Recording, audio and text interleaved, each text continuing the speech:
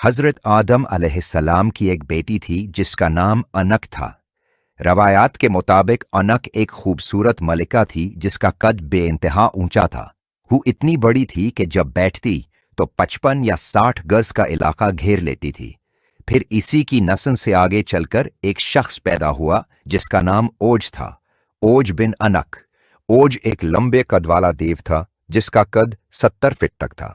उसकी पैदाइश हजरत इदरीस अलैहिस्सलाम के जमाने से पहले हुई थी। यहां तक कि ओज ने हजरत नूह अलैहिस्सलाम का तूफान भी देखा था और उसके बाद हजरत मूसा अलैहिस्सलाम का जमाना भी पाया।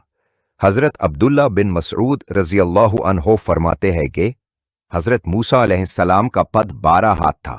उनके असा लाठी की लंबाई भी 12 हाथ थी और उन्होंने 12 हाथ की छलांग भी लगाई, लेकिन फिर भी उनका असा सिर्फ ओज की टांग तक ही पहुंच सका और इसी जरब की वजह से ओज की मौत वाक़ई हुई।